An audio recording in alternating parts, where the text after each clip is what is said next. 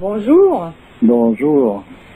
Tu nous as souvent parlé de l'attitude de noblesse, encore dernièrement. Cette attitude qui devrait être une vertu essentielle, la vertu de l'homme en fait. Anciennement, c'était une qualité propre à la chevalerie. Avoir une attitude chevaleresque. On sait que la noblesse, que l'on rencontre dans la plupart des sociétés traditionnelles, était une institution liée au métier des armes et de la guerre. Est-ce que cette institution, qui est appelée noblesse, a un rapport avec la noblesse en tant que qualification, tu crois? Oui. Ah d'accord. C'est-à-dire que la noblesse, en réalité, si on veut avoir comprendre la signification, la noblesse, c'est quelque chose qui est en quelque sorte offert aux gens généreux. D'accord. Quelqu'un de noble, il est avant tout généreux. C'est comme quelqu'un en paix, il est avant tout confiant. Voilà, donc il y a un ordre hiérarchique dans les choses. C'était une caste qui mettait en exergue cet attribut divin? L'attribut divin en question, on va dire que c'est la générosité. La générosité amène inévitablement à une attitude de noblesse. Ouais. Voilà. On pourrait dire que par exemple, dans certaines disciplines comme en Inde, le karma yoga est représentatif de cette noblesse. C'est-à-dire que toute action est faite généreusement, c'est-à-dire qu'on ne cherche pas à spéculer de quelconque manière sur l'action que l'on va avoir, mais l'action, elle est en rapport avec la volonté divine. D'accord. C'est-à-dire que tout ce qui est fait doit être fait de manière à plaire à Dieu. Voilà. Normalement, un roi, c'était le personnage le plus généreux du royaume. Je reviens donc à une période où on reprend les choses dans leur essence. S'il faut après voir les dégénérescences diverses, c'est une autre affaire. Alors apparemment, la dégénérescence se serait produite au moment de la Révolution française. Oh, c'est bien avant ça. Parce qu'à ce moment-là, on a commencé à appeler la noblesse aristocratie, tu vois, et là, c'est devenu une autre histoire. Oui, mais il y a longtemps que c'est parti en vrille, gentiment. On perd la signification. Il n'y a plus que le nom, il n'y a plus que les mots, il n'y a plus que des attitudes extérieures, mais foncièrement, le personnage ou les personnages ne sont plus dans l'axe. La noblesse, c'est donc quelque chose qui est offert aux gens, à des hommes généreux. Et cette générosité, elle est quelque chose qui c'est un attribut divin. Ça veut dire que tout acte est fait avec générosité. Ouais. Donc, cette caste de guerriers sont des gens généreux. Raison pour laquelle ils se battaient entre guerriers, entre personnages qualifiés, avec beaucoup justement de noblesse.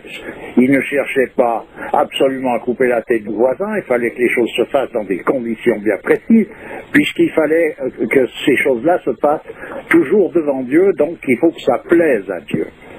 Donc il faut être dans une attitude constante, une position où tout ce que l'on fait, tout ce que l'on pense, tout ce que l'on touche, doit être fait de manière à plaire à Dieu. Voilà ce que représentait la noblesse. Après qu'on ait appelé la noblesse une poignée de personnages qui se sont emparés du pouvoir, ça c'est une autre histoire, on rentre dans la dégénérescence, et actuellement c'est comme de parler d'élite. Une élite, c'est normalement une qualification, c'est-à-dire que c'est une minorité qui sont donc, on pourrait dire, les plus qualifiés. Mais là, c'est terminé tout ça. Est-ce que c'est la distinction qu'on devrait faire entre la noblesse de sang et toutes les autres noblesses? Ah ben oui, actuellement la noblesse, il n'y a pas 36 noblesses. Actuellement, on parle de noblesse, on parle à tort et à travers de chevalerie, de noblesse, d'élite. Les mots sont appendus les uns aux autres, mais leur signification a disparu de la circulation. Quand on parle d'une élite, donc il s'agit d'une minorité qualifiée. Qualifiée, ça ne veut pas dire qualifiée pour telle et telle chose en particulier, c'est qualifié. Qualifié, ça veut dire que ce sont des hommes qui sont plus près de la vérité que les autres. D'accord, oui. Voilà, c'est toujours en rapport à ce point central qui est le principe fondamental de l'ensemble de toutes choses. C'est par rapport à ce point central que l'on parle de noblesse, que l'on parle de générosité, c'est toujours par rapport à ça. Comme c'est perdu de vue, actuellement une élite, chez les personnages par exemple les plus riches ou les plus aptes à s'enrichir par n'importe quel moyen, mais le fait d'avoir cette aptitude à s'enrichir, on va parler d'une élite. Oui, alors on est loin de la signification réelle de ce que représente une élite. Là on parlerait plutôt de plutocratie. Je ne sais pas, on peut appeler ça comme on veut. Disons que je sais que c'est simplement un éloignement progressif du centre, ce qui veut dire que la noblesse, on n'entend plus que le son, on n'entend plus que parler de noblesse, mais il n'y a plus l'attitude correspondante. Alors, est-ce que c'était à la base une caste? Ben oui, c'est les castes guerrières, c'est bien sûr. Tu vois un homme comme Gandhi, je pourrais dire que c'est quelqu'un de noble.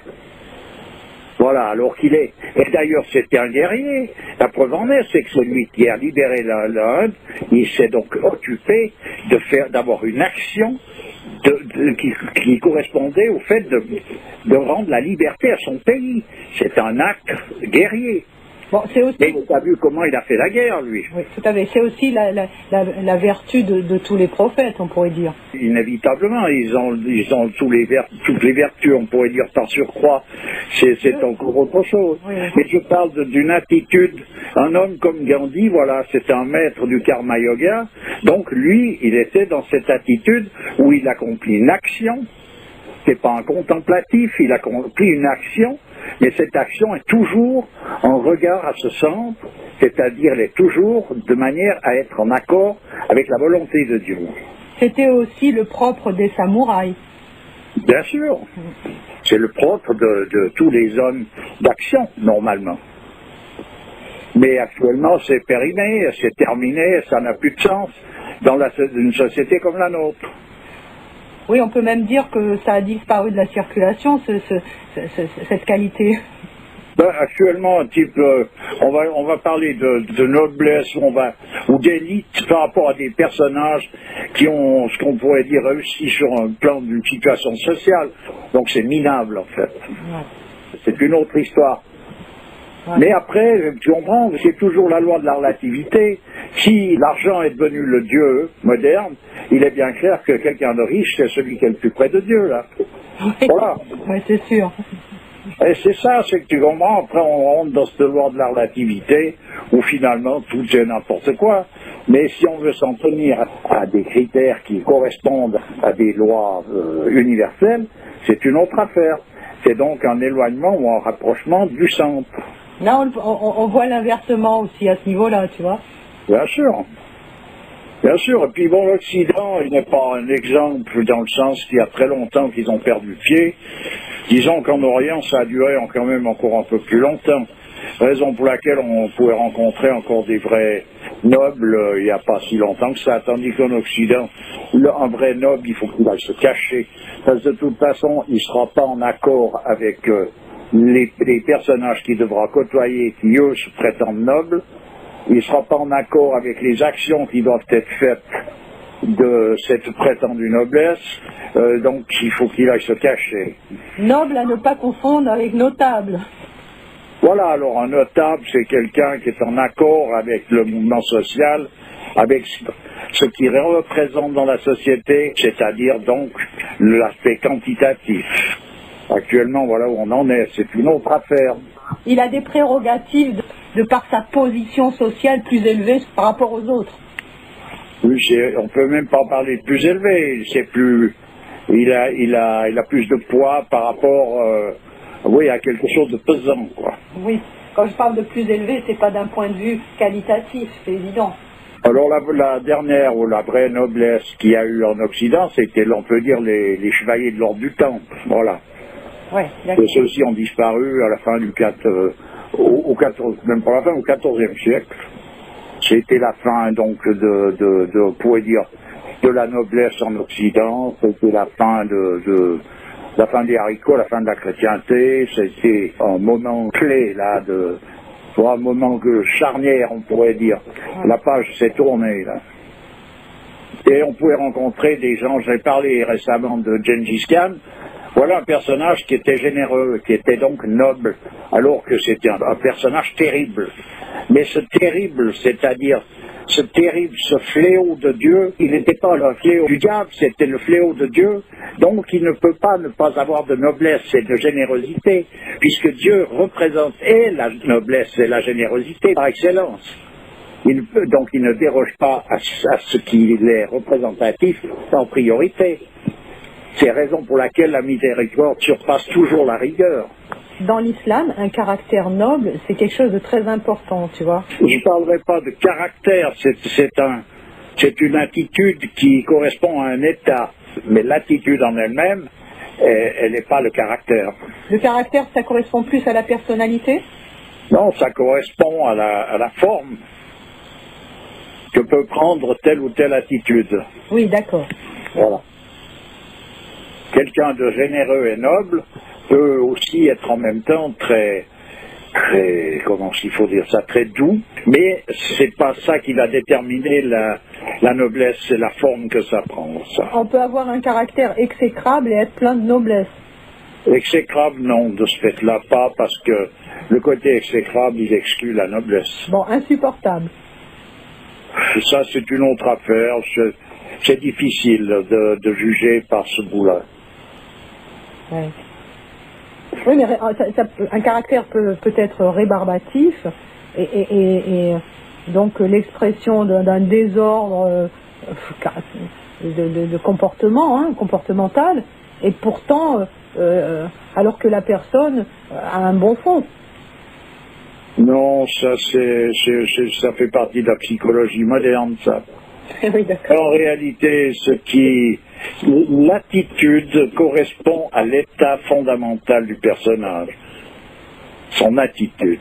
C'est ce qui fait partie de la spontanéité dont tu parlais une fois. Voilà, c'est ça. Oui, d'accord.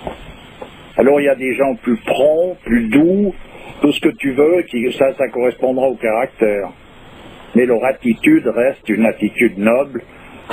Si elle ne l'est pas, c'est que la noblesse, elle est que une face, un semblant. Oui, c'est un leurre, voilà. D'accord. Un attribut qui a disparu à l'heure actuelle, c'est cette noblesse. Certainement, en tout cas, quelqu'un qui serait dans une attitude vraiment correspondant à ça, il a intérêt à se retirer de la circulation parce qu'il n'a pas de place pour lui, il n'y a pas de place. Il se fait dévorer. Oui, ou de toute façon, il ne peut pas se manifester. Il ne peut pas se manifester, tu ne peux pas être au pouvoir actuellement et te manifester correctement avec une attitude de noblesse et de générosité, c'est pas possible. Et pourtant, la victoire du bien sur le mal, c'est quand même en filigrane quelque part, là. Oui, mais c'est pas là que ça va se passer. En finalité, bien sûr que c'est comme ça. Mais il y a un passage où les choses ont telle forme et il faut qu'elles se manifestent comme ça. Si on est à une période où on en a déjà parlé, on est à la période où c'est le règne, en quelque sorte, de la subversion, ben voilà. Hein. Oui, donc, en plus, si on doit passer par toutes ces formes pour que la boucle se boucle et que toutes les possibilités de manifestation s'expriment, évidemment, il n'y a pas à s'en étonner, quoi. Pas du tout, non, il n'y a rien d'étonnant. Hein. Ok, écoute, tu as quelque chose à rajouter? Non, pas spécialement. Ok, écoute, Je te remercie bien pour tes réponses. C'est toujours avec plaisir, tu sais. Allez, au revoir. Au revoir.